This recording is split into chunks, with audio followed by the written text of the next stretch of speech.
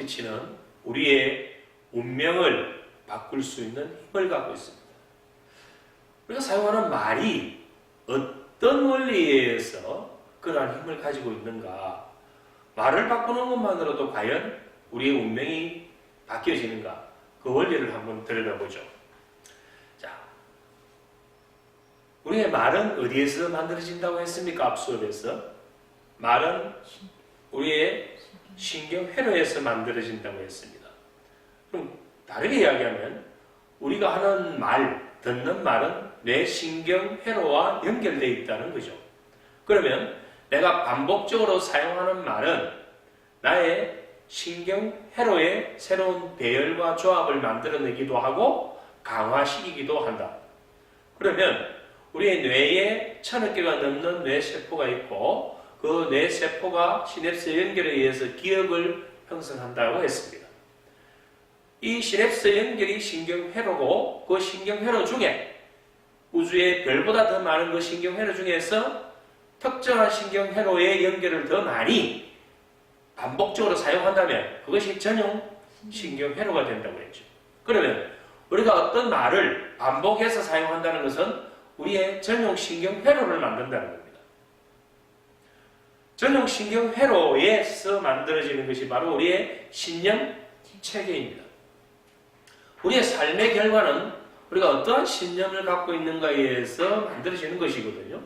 만약에 내가 부정적인 신념체계를 갖고 있다면 내 삶은 부정적인 삶의 결과를 얻게 될 확률이 높아집니다. 반대로 내가 긍정적인 신념을 갖고 있다면 나는 그와 관련된 삶의 결과를 얻을 확률이 높아지게 되는 것입니다. 자, 우리가 어떠한 말을 사용하는가가 우리의 전용 신경회로와 신념 체계를 만든다고 한다면 결국 말이 우리의 운명을 만드는 것과 같은 원리가 아닌가요? 자, 그럼 제가 칠판에 한번 설명을 간단히 다시 한번 보충해 드리죠. 자, 우리가 어떤 말을 사용한다는 건, 자, 보죠. 말. 자, 우리의 말은 신경회로와 관련이 되어 있습니다. 그런데 기억은 어떻게 되는가? 왜냐하면 말은 결국 우리의 전용 신경회로를 만들어 놓은 그 뿌리를 찾아 들어가 보니까 우리의 기억이거든. 기억이 없다면 우리는 말을 할 수가 없죠. 그럼 우리 기억이 어떻게 되어 있는가 한번 볼까요? 기억은 우리가 학습하고 경험한 것이 뇌에 저장된 겁니다. 그러면 저장될 때 어떻게 저장됐는가 보니까 언어로 보호화되어서 저장되어 있다는 겁니다. 언어로 보호화되어서 저장되는 과정에서 특정한 정서를 덧입혀서 우리 뇌에 기억이라는 형태를 만들고 있죠. 그래서 우리는 특정한 말을 끄집어내면 경험 당시에 그 정서를 함께 불러냅니다. 그래서 기억은 특정한 신경적 반응을 일으키는 프로그래밍이 된 상태다라고 정의하기도 합니다. 자, 그렇다면 우리가 사용하는 이 말, 특정한 말을 반복해서 사용한다는 것은 우리의 정서를 불러내기도 한다는 거죠. 그러면 이렇게 보죠. 내가 특정한 말을 많이 사용하니까 말을 사용했다는 것은 뭐죠? 신경 회로와 관련이 있습니다. 그러면 내가 특정한 말을 많이 해서 신경 회로를 활성화시킨다면 내 말이 바뀐다면 우리의 생각이 바뀌지 않을까요? 우리의 생각이 어디에서 만들어지는가 보세요. 말이 신경회로에서 관련이 되어 있고 생각이 신경회로와 관련되어 있다.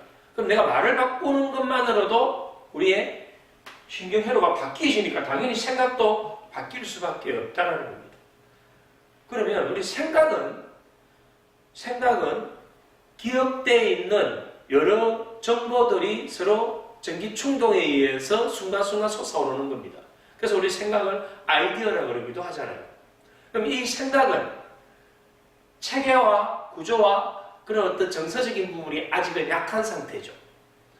그러한 이 생각들 중에서 그 생각이 반복되었거나 특정한 어떤 정서를 갖고 있거나 구조화되거나 조직화되면 이 생각이 뭘로 바뀌냐면 마음이라고 하는 겁니다. 그래서 생각을 가지고 우리의 존재라고까지는 하진 않아요. 그런데 이 생각이 좀 더 구조화되고 조직화되고 좀 정서적 의미를 더 덧입히게 되면 그건 뭐가 되냐면 마음이 됩니다. 그래서 마음은 우리의 존재에 좀 더 가까이 온 거죠. 우리가 생각이 따뜻하다라는 말을 여러분들 들어보셨나요? 그런 말을 잘 사용하지는 않죠. 아, 그 사람 참 생각이 좋더라. 물론 뭐 그것까지는 쓸 수는 있어요. 그런데 우리가 마음이 따뜻하다. 그 사람 참 괜찮더라. 이렇게 할 때 주로 뭐냐면 바로 이 마음입니다. 그럼 마음은 뭐냐면 이 생각이 좀 더 구조화되고 조직화되고 정서가 좀 더 덧입혀져 있는 상태다. 이렇게 본다면 내 말이 내 생각을 바꾸고 내 생각이 내 마음을 바꾼다. 마음이 어디서 나온 거 보니까 신경회로하고 연결되어 있는 거잖아요. 우리 앞 수업에서 이런 부분들이 이제 기본적으로 다 트레이닝 돼 있거든. 그런데 내 마음이 무엇을 만들어내는가 보니까 뭘 만들까요? 행동을 만들어내더라. NLP의 원리로 보면 NLP는 컴퓨터와 비교해서 보면 입력, 저장, 출력에 비유할 수 있다고 했잖아요. 그러면 행동은 그 원리로 본다면 행동은 우리 뇌에 프로그래밍 된 것에 의해서 출력된 겁니다. 어떠한 프로그래밍이 되어 있느냐? 그러면 우리의 말과 생각, 마음 이건 뭐냐면 프로그래밍을 볼 수 있는 거죠. 저장되어 있는 거다 이 말입니다. 이 저장되어 있는 것이 출력되는 것이 우리의 행동이라고 보는 거죠. 그러면 우리는 행동을 보면 그 사람의 무엇을 유추할 수 있나요? 그 사람의 마음을 유추할 수 있다라는 거죠. 왜? 이 행동은 우리 마음에서 만들어지는 것이기 때문에. 근데 이 행동의 뿌리를 보니까 결국 또 뭔가요? 신경회로가 연결이 되어 있는 거죠. 우리가 어떤 행동을 반복하는 것을 뭐라고 이야기하냐면 버릇이라고 합니다. 버릇. 그 버릇은 행동이죠. 자, 이 행동이 그러면 반복되면 내 의지와 관계없이 그러한 패턴이 계속 재현된다면 그걸 우리는 뭐라고 이야기하냐면 습관이라고 합니다. 내 의지와 관계없이 습관이 계속 일어나기 때문에 이걸 우리는 뭐라고 이야기하냐면 타고난 우리의 성향을 천성이라고 하는데 이 습관을 제2의 천성이라고 하는 이유가 그렇습니다. 그러면 이 습관은 내 의지와 관계없이 계속 일어나거든요. 습관을 다른 말로 뭐라고 하냐면 중독된 거라고 합니다. 중독은 내 의지와 관계없이 그 패턴이 계속 일어나는 현상들이잖아요. 그러면 이 습관은 결국 뭐하고? 신경회로하고 연관이 되어 있는 거죠. 그러면 이 습관이 우리의 뭐를 만들었냐? 보니까 이것이 우리의 신념을 만들더라 이 말입니다. 습관이 우리의 신념이 뭐였나요? 우리의 믿음이 현실로 실현되고자 하는 의지를 가지고 움직일 때 그건 신념이 되는 겁니다. 그럼 신념은 우리 삶의 모든 결과물을 창조하는 그것이 우리 신념이잖아요. 그러면 이 신념은 믿음에 의해서 만들어진 거고 이건 우리의 존재입니다. 우리의 존재라고. 그래서 이걸 우리는 뭐냐면 신념이 어떻게 형성되느냐에 따라서 그 사람의 성격이 만들어지기도 합니다. 물론 이 성격이 먼저 앞에 갈 수도 있고 뒤에 올 수도 있지만 순서가 중요한 게 아니에요. 그럼 이 신념도 결국은 우리 신경회로네. 어떤 신경회로가 더 많이 반복적으로 사용되어서 그 회로가 더 굵게 만들어진 그걸 전용 신경회로가 하죠. 신념은 결국 뭔가요? 전용 신경회로 아닌가요? 습관은 전용 신경회로 아닌가요? 여기에 그러면 우리 신경회로도 하나 더 붙여본다면 뭘까요? 전용이라는 말을 붙여보자 이 말입니다. 그럼 전용 신경회로에 의해서 우리의 습관이 만들어지고 우리의 신념이 만들어지고 우리의 성격까지도 만들어진다면 우리의 신념과 우리의 성격에 따라서 우리의 삶의 모든 결과가 결정되어진다면 그걸 우리는 뭐라고 하냐면 운명이라고 하는 거죠. 그러면 우리의 성격이 결국 뭘 만들었나요? 우리의 운명을 만들었다 이 말입니다. 운명. 우리의 운명이 뭐에 의해서 만들어졌나요? 말에 의해서 만들어졌다. 말에 의해서. 그러면 이 모든 것들이 전부 다 우리의 전용 신경회로하고 연관이 되어 있다. 그래서 말을, 어떤 말을 사용하는가가 우리의 운명을 결정짓는다고 보는 거예요. 좋습니다. 그런데 우리는 일상에서 사용하는 말의 80%를 부정적인 말을 사용합니다. 일상적으로 사용하는 말뿐 아니고 우리의 생각도 80%가 부정적인 생각들입니다. 우리는 왜 이렇게 부정적인 생각과 부정적인 말을 많이 사용할까요? 그것은 인류가 진화해오는 과정에서 그 부정적인 생각과 말을 많이 하는 것이 생존에 더 유리하기 때문에 그렇게 형성되어 있는 겁니다. 그래서 그게 나쁜 건 아니에요.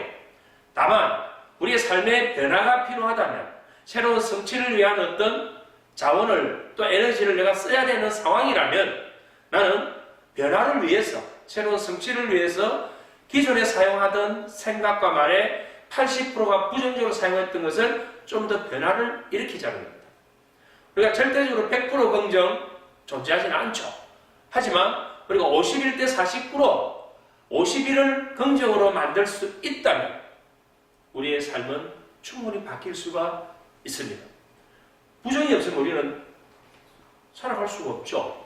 왜냐하면 내가 부정이 없다면 10층 높이의 건물에서도 겁없이 뛰어내릴 수가 있습니다. 내가 부정이 없다면 사람들을 만날 때 나는 전혀 경계를 못 갖고 있기 때문에 이용만 당할 수가 있겠죠.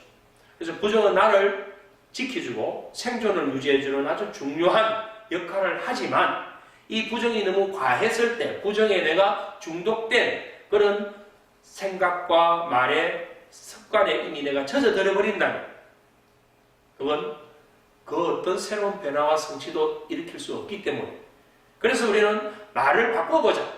어떻게 바꾸는 것이 좋은가? 당연히 부정적인 말보다 긍정적인 말을 더 많이 사용하는 상태로만 바꾼다면 우리 삶이 바뀌는 원리가 거기에 있단 말입니다.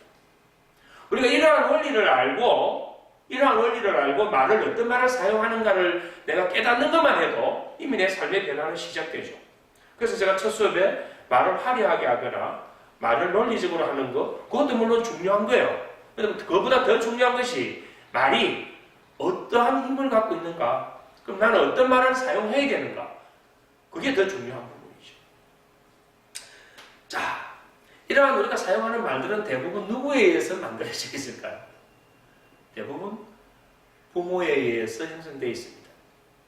한 인간이 존재하기 위해서는 남자, 아버지죠. 여자, 어머니입니다.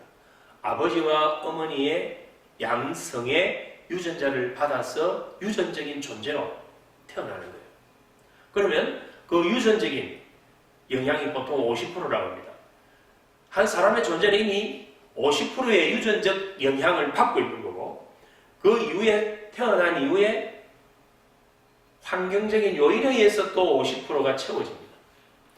근데 여기서 우리가 잘 봐야 되는 핵심은 뭐냐면, 유전적인 이 50% 중에서 그걸 50%를 다 쓴다는 게 아니고, 다 미친다는 게 아니고, 내가 태어나서 유전적으로 갖고 있는 것 중에 선택을 한다 이 말입니다. 그 선택을 누구에서 영향을 받느냐면 부모에 의해서 영향을 받죠.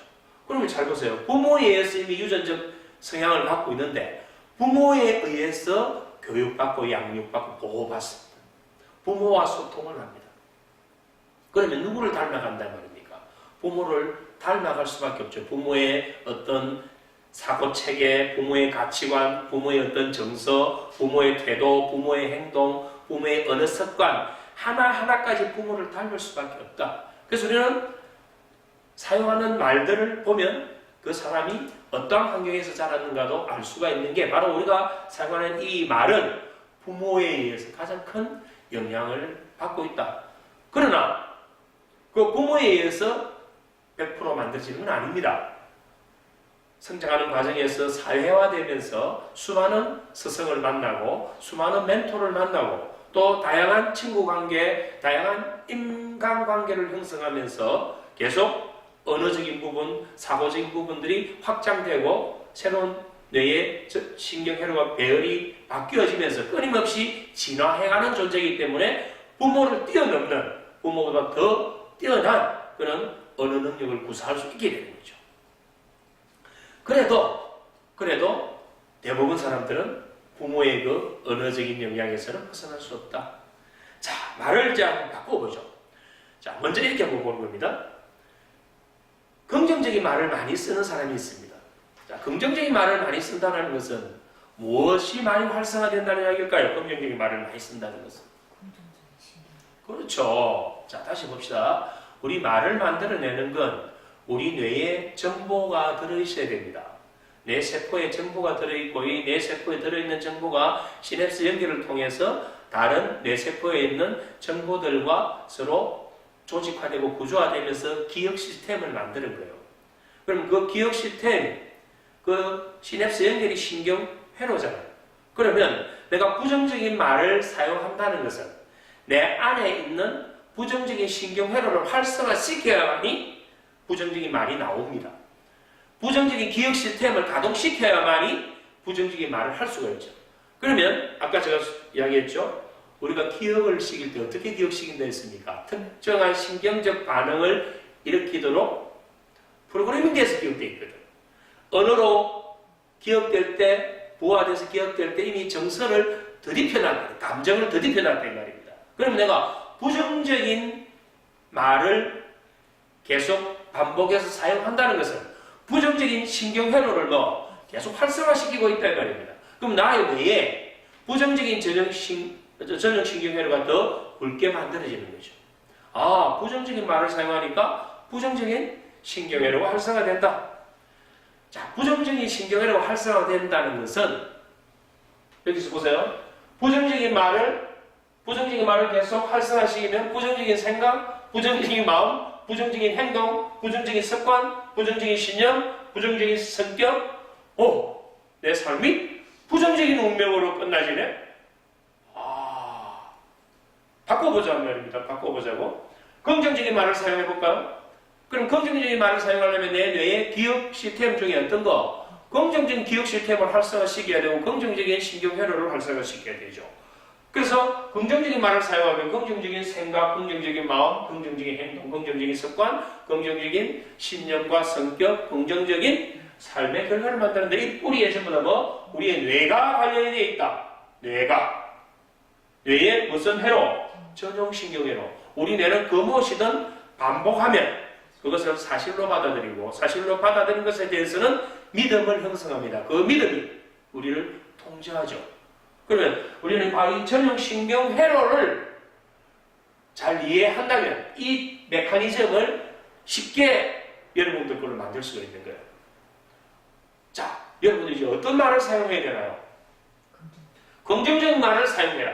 그럼 내 삶의 결과를, 운명을 나는 행복한 삶, 건강한 삶, 성취한 삶을 만약에 원한다면 무엇을 바꾸게 될까요? 말을 바꾸라는 겁니다. 지금 이 순간부터 말이에요. 지금 이 순간부터 긍정적인 말을 사용해라. 우리 뇌는 그 무엇이든 반복하면 그걸 사실로 받아들인다. 나는 무엇이 될 것이다 라는 말을 계속 한다면 그 말은 사실로 받아들이고 그에 대한 믿음을 만들고 나는 그 믿음에 통제당하니까 내가 그 무엇이 되겠다라는 것은 현실로 이루어질 가능성이 아주 높아진다. 그렇게 보는 거예요. 부모가 아이를 키울 때 아이에 대한 기대를 갖습니다.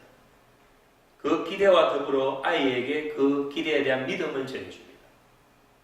어릴 때부터 넌 박사가 될 거야 해서 김 박사라고 계속 그 기대와 믿음을 전해주면 이 아이는 성장하면서 자기가 실제로 박사인 줄을 착각합니다. 왜냐하면 인간의 뇌가 갖고 있는 별명이 착각의 챔피언이거든요. 그래서 아이는 부모의 기대와 믿음의 크기만큼만 성장한다라는 이야기를 하잖아요. 그래서 우리가 어떤 기대와 믿음을 갖고 있느냐에 따라서 한 사람의 삶의 결과가 전혀 달라지기도 하죠. 왜? 우리의 믿음이 우리를 통제하기 때문에. 왜 우리 뇌를 착각의 챔피언이라고 할까요? 우리 뇌는 어디에 있습니까? 두개골 안에 있습니다. 왜 두개골 안에 있을까요? 뇌는 너무나 중요한 역할을 하죠. 뇌에 문제가 생기면 심각한 후유증을 질 수 있기 때문에 뇌는 충격을 받으면 안 됩니다. 그래서 가장 단단한 두개골 안에다가 자리를 잡고 있어요. 근데 두개골 안에서 자리 잡고 있다 보니까 안전하긴 안전한데 이 뇌가 바깥 세상과 접촉할 수가 없는 거예요. 그래서 뇌는 바깥 세상과 직접적으로 접촉을 못하니까 5가지 감각을 통해서 세상과 소통합니다. 그 5가지 감각을 우리는 뭐라고 하나요? 오감이라고 하는 거예요. 시각, 청각, 후각, 미각, 촉각 이 5가지 감각에 의해서 뇌는 소통을 하고 접촉을 합니다. 그런데 말이에요. 우리는 현실적인 경험을 바로 이 오감을 통해서 하는데 이걸 우리가 현실적 경험이라고 합니다. 이건 뇌에서 알아요. 아, 이거 사실이구나. 사실이구나. 사실로 받아들였다. 사실로 받아들인 거에 대해서는 뭐 믿음을 만든다 했잖아요. 근데 이 뇌는 두개골 안에 있다 보니까 감각을 통해서만 접촉할 수 있잖아요. 근데 이 감각을 우리가 속인다면 어떻게 될까요? 상상이나 몽상이나 실제 경험이 아닌 가상적인 부분들을 만약에 오감적으로 선명하고 생생하게 상상해버리면 어떻게 될까요? 뇌는 쏘가 넘어갑니다. 이게 분명히 의식적인 차원에서는 이건 상상이야, 이건 가상이야 라고 알아요. 그런데 뇌는 그 상상과 가상을 어떻게 받아들여 버리느냐 하면 선명하게 오감적으로 들어버리니까 이건 구분하지를 못합니다. 그래서 뇌가 착각의 챔피언이라고 하는 이유가 뭐냐면 상상과 현실을 구분을 하지 못합니다. 분명히 의식적인 차원에서 이건 상상과 현실이라고 하는데 우리가 경험했다는 것은 뇌에 뭐가 남은 건가요? 기억이 남은 거죠. 근데 기억 시스템에서는 상상과 현실을 구분하지 않는다는 겁니다. 왜? 똑같은 상상도 기억하고 현실적인 체험도 기억해요. 그런데 그 기억을 우리는 어떻게 했습니까? 오감적으로 선명하고 생생하게 해버렸습니까? 오감적으로 들어온 건 뇌에서 어차피 뇌는 직접 자기가 경험한 것이 아니잖아요. 그럼 이건 똑같은 시스템으로 기억시켜버리죠. 그래서 우리가 꿈이나 사명이나 목표나 어떤 신념 이걸 뇌에 강하게 프로그래밍 시켜버립니다. 뇌는 쏘가 넘어갑니다. 그래서 뇌를 착하게 챔피언이라고 이렇게 이름을 붙인 거예요. 그렇다면 우리는 가짜 말을 반복하면 어떻게 될까요? 그 가짜 말에도 뇌는 쏘가 넘어갑니다. 그래서 가짜 말에도 쏘가 넘어가는 이 뇌의 원리를 활용해서 하는 게 뭐냐면 바로 그러한 교육을 세뇌 교육이라고 합니다. 세뇌 교육은 뭐냐면 그것이 진실이 아닐 수도 있습니다. 거짓일 수도 있다고. 그 거짓조차도 계속 반복해서 입력을 시키면 뇌는 거기에 쏘가 넘어갑니다. 근데 그걸 단순하게 그냥 입력하는 게 아니고 오감적으로 느낄 수 있도록 생생하게 전해주면 그건 내가 쏘가 넘어간다. 자, 여러분들 플라시보 효과라고 알죠? 플라시보 효과. 위약 효과입니다. 자, 약의 효과가 전혀 없음에도 불구하고 이 약이 이러한 효능이 있다라고 거짓말을 하고 환자에게 그 약을 주면 환자는 이건 진짜 약이야 라고 쏘가 넘어가서 그 약을 복용합니다. 그 약은 효과가 전혀 효능이 없는 약이에요. 그런데 그 환자는 그 약을 먹고 나아지거든요. 이걸 뭐냐면 가짜 약이에요. 그래서 가짜 약이라서 위약 효과라고 하는 겁니다. 그 약이 효과가 없음에도 불구하고 그 약을 복용한 후에 효과를 나타내는 현상, 이거는 플라시보 효과라고 하죠. 이 플라시보 효과가 일어나는 게 뭘까요? 뇌가 일으킨 착각이죠. 왜냐하면 우리의 몸의 어떤 치유 능력은 약이 우리 몸을 직접적으로 치유하지 않습니다. 그 약은 우리 몸에서 스스로 그 치유할 수 있는 그런 기전이 일어나게끔 약이 도와주는 역할을 하죠. 근데 그게 약이 들어와서 나를 놔줄 수도 있다 이 말입니다. 근데 약보다 더 좋은 게 뭐? 말. 말만으로도 아까 그건 진짜 약이 아니잖아. 그 진짜 약이 약 효과를 내게 만드는 건 뭐였을까요? 말이었어요. 이것은 진짜 약이다라는 그 말에 쏘가 넘어가서 가짜 믿음을 만들었다 이 말입니다. 가짜 믿음도 믿음이거든. 그 사람이 가짜 믿음을 가졌지만 그 사람 본인에게는 그게 진짜 믿음이니까 우리는 뭐에 통제당한다? 우리가 어떤 믿음을 갖고 있어서 그 믿음이 우리를 통제한다 했거든. 그래서 나 이거 진짜 약이라고 믿고 먹어버렸으니까 뇌에서는 그와 관련된 물질을 분비해버립니다. 치유와 관련된. 그래서 우리 몸이 나아지는 효과를 만들죠. 이걸 우리는 플라시보 효과라고 합니다. 그렇다면 우리 약만 그럴까요?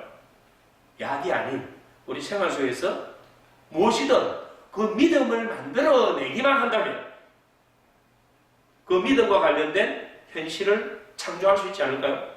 그러면 그 믿음을 만들어내는 무엇일까요? 말. 우리가 그 믿음을 만들어낼 수 있는 말을 사용한다면, 그 긍정적인 말을 사용한다면 그와 같은 결과를 만들어낸다. 이게 플라시보 효과죠. 이거와 비슷한 피그말리온 효과라는 게 있죠. 피그말리온 효과. 피그말리온 효과는 지중해의 어떤 섬나라의 이 조각가, 그게 뭐 왕자라고 하기도 하고 왕이라고 하는 말도 있는데 어쨌든 이 조각가가 조각을 너무나 잘해요. 근데 어느 날 자기가 이 조각한 그 작품이 뭐냐면 아름다운 여인이었어요. 이 아름다운 여인을 조각을 했는데 자기가 조각한 거에 자기가 너무 아름다워서 그 조각과 사랑에 빠져버립니다. 그래서 그 조각과 너무나 깊은 사랑에 빠졌는데 너무나 그 사랑이 간절했어요. 너무나 간절하다 보니까 신이 그걸 보고 정말 간절한 그런 사랑이구나 해서 이 사람의 소원을 들어줍니다. 그 조각을 실제 여인으로 만들어주죠. 이게 그리스 신화에 나오는 이야기입니다. 신화니까 가능하죠. 어쨌든 그 조각상이 실제 사람으로 바뀌었다. 이때 그 조각가의 이름이 뭐냐면 바로 피그말리온. 피가 마른다 이 말입니다. 피그말리온.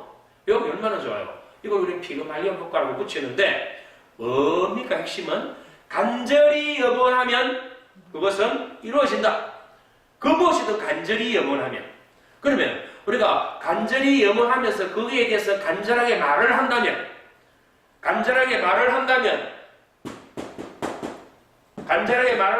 뭐가 되나요? 전용 신경회로가 활성화되기 때문에 우리의 그 간절한 말이 우리의 간절한 생각을 만들고 간절한 마음을 만들고 간절한 행동을 만들고 간절한 습관이 되고 간절한 신념이 되고 간절한 성격이 되어서 나의 운명을 만들어낸다. 그러한 간절함이 묻어있는 말을 여러분들이 사용한다면, 그것도 반복적으로 지속적으로 사용한다면 그것은 반드시 이루어질 수밖에 없는 원리가 바로 우리가 NLP 파워 스피치 수업을 통해서 그것을 얻을 수 있잖아요. 여러분 이 강의를 듣는 거 정말 행운이라고 제가 말씀드렸죠. 자, 스피치를 하는 데서 세 가지 3다 조건을 제가 앞서에서 말씀드렸습니다. 혹시 기억나나요? 다로 시작되죠. 다. 3다 조건이라고 외워놓으십시오. 세 가지 조건. 첫 번째가 다독이었습니다. 우리는 많이 읽어야 됩니다. 왜 많이 읽어야 되나요? 우리가 어떤 논리적인 체계를 만들고 지적인 부분에 다양한 지식 체계를 갖추어야만이 우리의 언어 체계를 다양하게 유연하게 만들어낼 수 있습니다. 그래서 우리의 기억에다가 많은 지식을 축적시켜 놔야 된다. 그래서 우리는 뭘 해야 된다? 다독, 많이 읽어라. 그 다음에 다견, 다른 사람이 내보다 뛰어난 사람이 말을 하는 걸 많이 듣고 그런 사람들이 하는 것들을 모델링을 통해서 내꺼화시켜라. 그 다음에 다연은 내 안에 있는 것을 드러내. 뭐 하는 건가요? 많이 연습해라. 거울 앞에서 내가 혼자서도 연습하고 아무도 안 들어주면 거울 앞에서 하세요. 그리고 카메라 하나 설치해놓고 카메라 없으면 핸드폰을 고정해놓고 그 앞에서 자기가 연습을 해야 됩니다.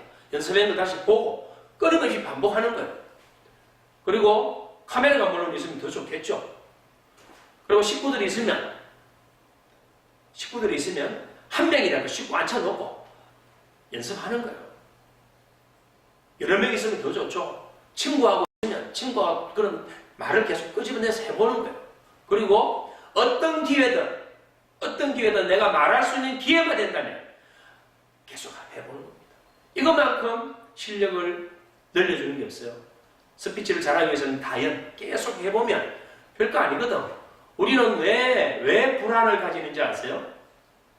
불안의 온상이 어딜까요? 불안의 온상은 불확정성입니다. 불확정성은 우리를 불안하게 하죠. 불확정성은 뭐냐면 내가 완전히 모르기 때문에 불확정성이 생깁니다. 자신감이 어디서 생기나요? 완전한 알에서 생기죠. 내가 완전히 알아버리면 불안이라는 걸 생길 수가 없죠. 완전히 아는 거에 대해서는 나는 완전히 난 그것을 잘할 수 있다는 내 자신에 대한 믿음이 생겨버리죠. 완전히 안다는 거. 반대로 이야기해서 불확정성은 나에게 불안을 만드는 겁니다. 그래서 다연은 이 불확정성을 없애버리죠. 그래서 실수해도 괜찮아요. 말 못해도 괜찮아요. 계속 경험을 해보세요. 해보니까 이거 별것 아니네. 우리가 심리 치유를 하는 데 있어서도 우리는 거기에 경계를 갖고 어떤 문제에 접촉을 못하기 때문에 계속 심리적인 장애를 갖고 가는 거죠.